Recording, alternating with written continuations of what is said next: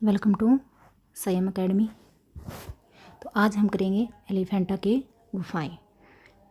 मैंने अजंता, बाग, बादामी, ठीक है, और एलोरा की गुफाएं, ये सारे टॉपिक मैंने करवा दिए हैं। जिस किसी ने भी नहीं देखे हो तो ये टॉपिक है, अपने देख लेना। चैनल को सब्सक्राइब एंड लाइक ज़रूर कर देना। अगर आपको बेनिफिट लगे ये वाले नोट्स तो शेयर कर देना और बेल आइकन को प्रेस कर लेना ताकि हर नोटिफिकेशन आपको मिलता रहे। सबसे पहले आता है कि एलिफेंटा की गुफाएं कहाँ है। तो एलिफेंटा की गुफाएं कहाँ है? ये गुफाएं रायगढ़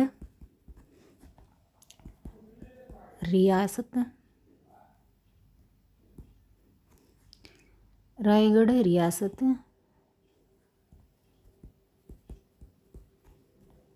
में स्थित है।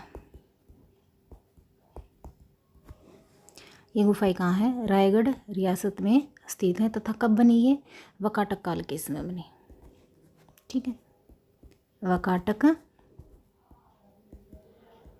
काल में बनी। ठीक है, सबसे प्रसिद्ध मूर्ति कौन सी है? एलिफेंटा गुफाओं में सबसे प्रसिद्ध मूर्ति या किस लिए, कौन सी मूर्ति के लिए इनको जाना जाता है? इनको महेश मूर्ति के लिए जाना जाता है। ठीक है ना, जो रॉक कट करके बनाए हुए हैं। ठीक है, रॉक कट के इस मूर्ति को बनाया। ठीक है, आगे आता है कि ये किस टापू पर है। किस टापू पर है ये? तो ये धारापुरी टापू पर बने हुए हैं। ठीक है, धारापुरी टापू पर बनी है। अब आ जाता है कि जो ये गुफाएं महाराष्ट्र में, दूसरा आ जाता है कि ये गुफाएं कौन सी राज्य में है। तो ये महाराष्ट्र में है। ये गुफाएं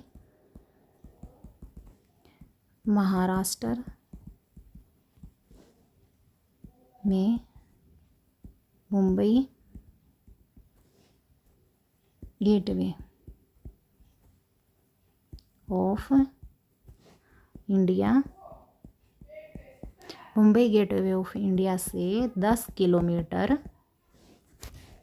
दूर अरब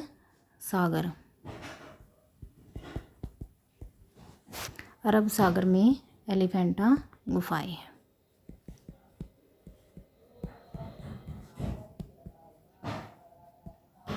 एलिफेंटा गुफाएं हैं।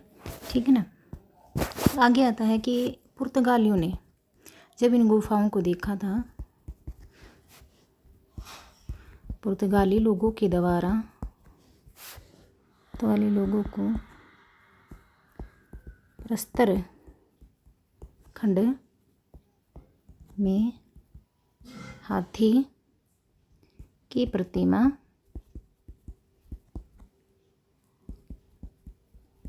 दिखाई देने के कारण इनका नाम एलिफेंटा पड़ा। ठीक है,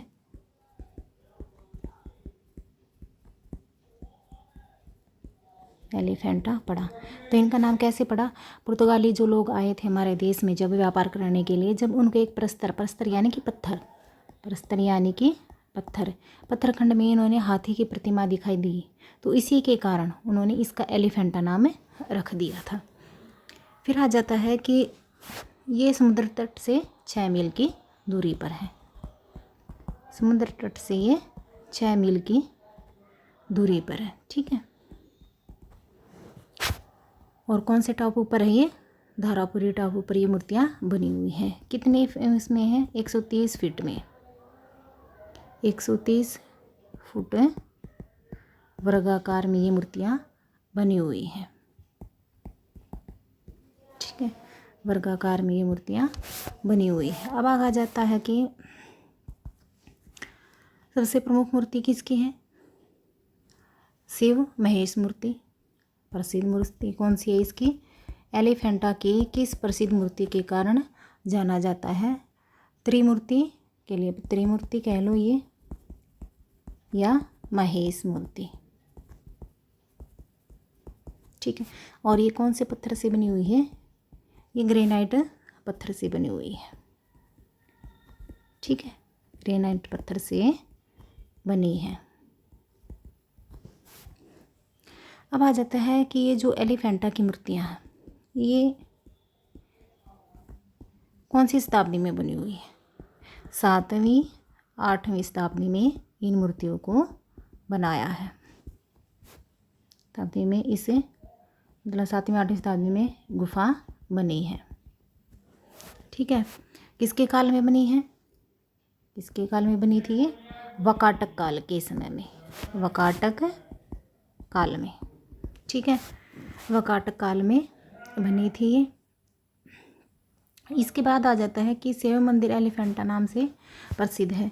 या तो इसको महेश मूर्तियों को इससे कह लो या फिर इसको इससे कह लो, एलिफेंटा महेश मूर्ति या महेश मूर्ति एलिफेंटा गुफाएं।